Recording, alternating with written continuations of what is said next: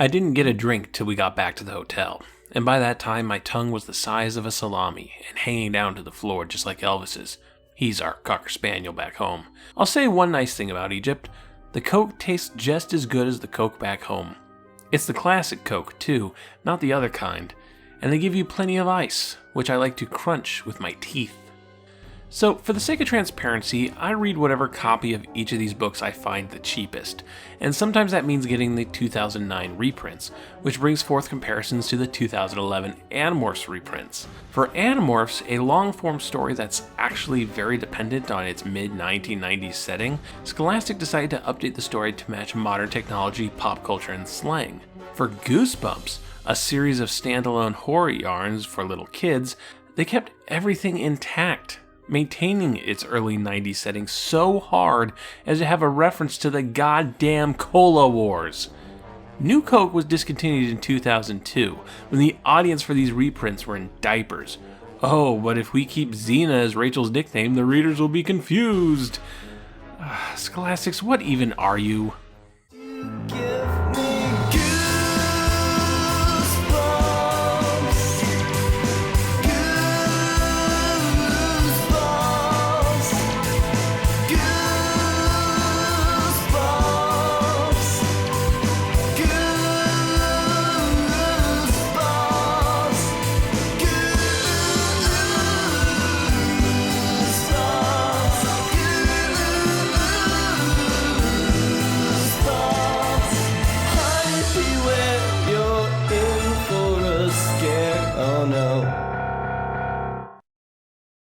We open in Giza, Egypt, where Gabe and his parents are appreciating the sights of one of its great pyramids.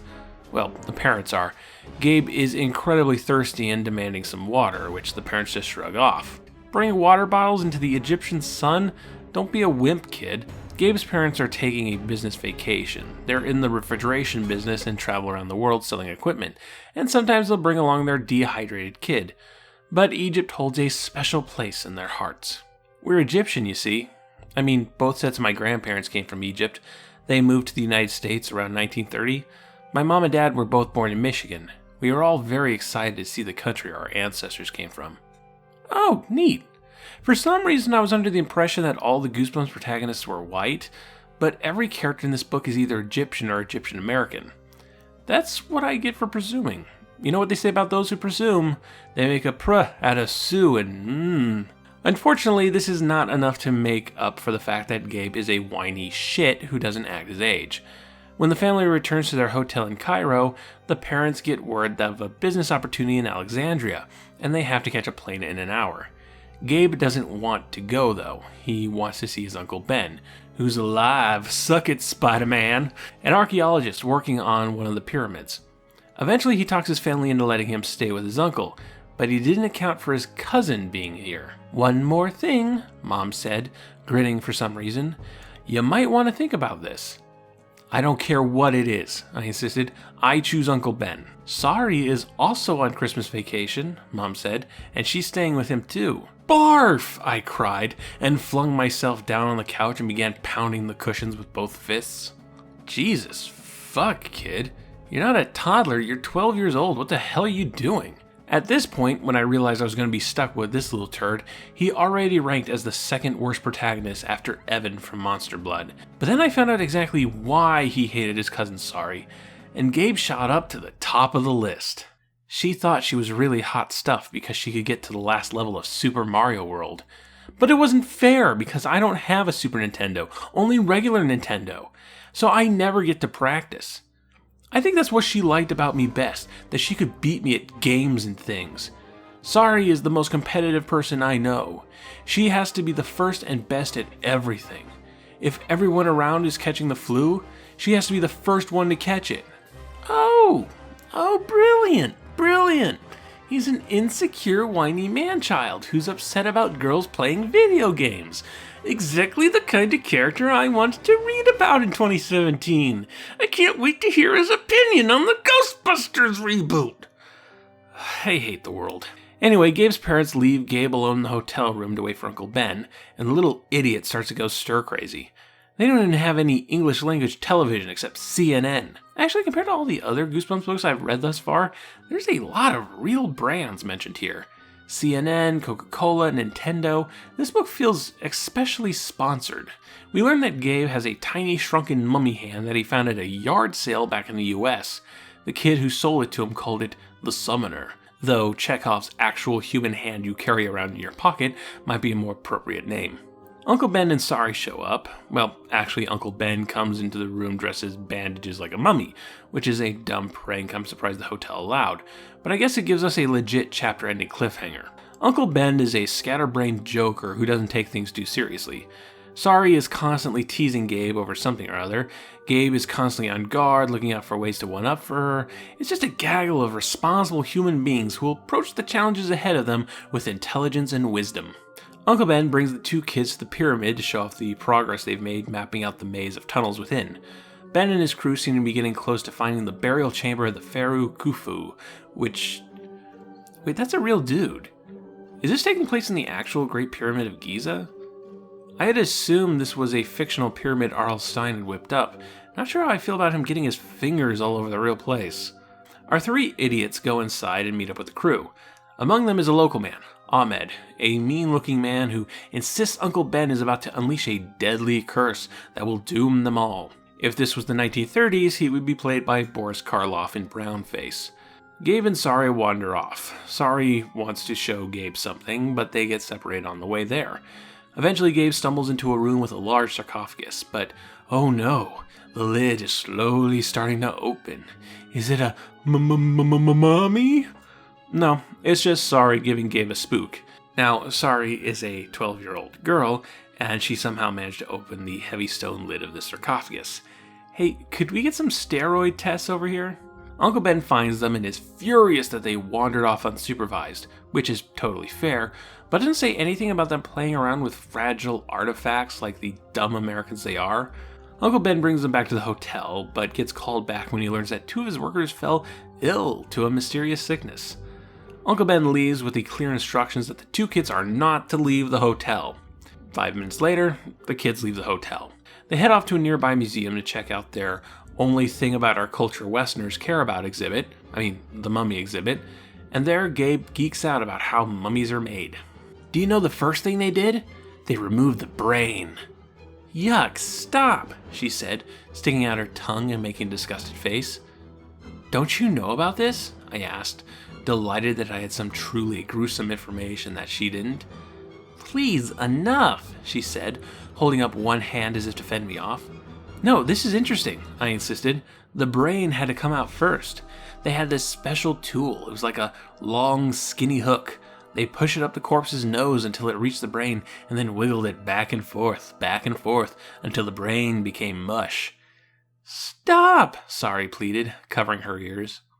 Now, we all have our own tolerance levels for graphic detail, but Sari is the daughter of an archaeologist specializing in pyramids and mummies, and she seems to share his interests, so I find it dubious that she wasn't aware of this.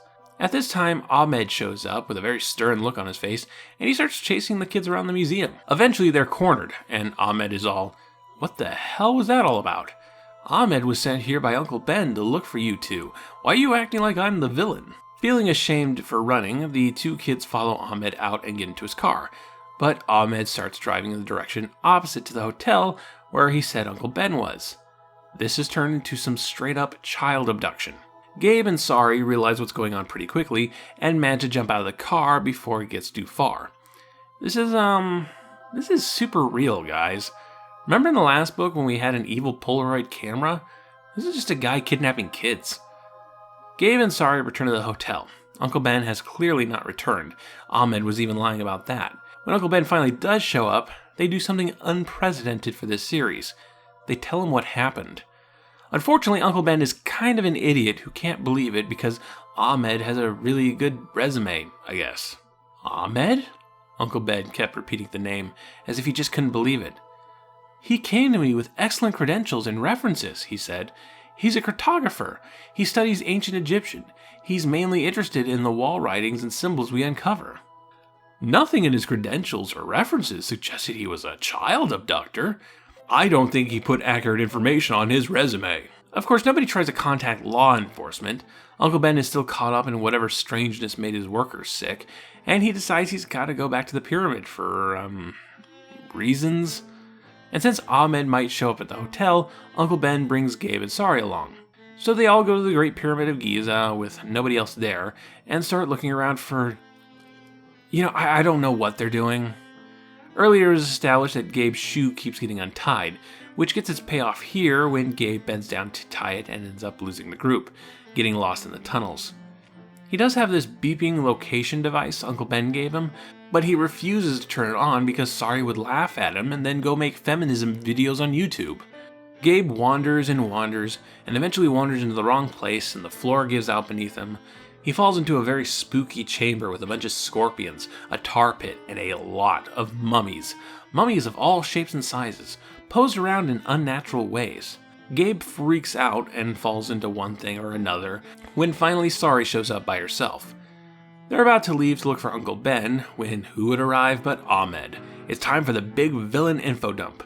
We learn that Ahmed is the protector of the burial chamber of one Priestess Kala, who's actually fictional this time. Kala, isn't that the Protoss religion from StarCraft? Actually, Kala is Arabic for maternal aunt, so Priestess's mom's sister. Oh, Stein, you just picked a random word from an Arabic dictionary, didn't you? So the chamber's been disturbed, meaning Ahmed has to carry out the supposed curse, which involves killing and mummifying the kids. All of those other mummies in the room were victims of the curse, various intruders over thousands of years, most carried out by Ahmed's ancestors, some of them Ahmed's own handiwork. Okay, guys, there is no curse. There's nothing supernatural here. Ahmed is just a highly specific serial killer. One of a long family line of serial killers, I suppose. I mean, I guess he did try to prevent this.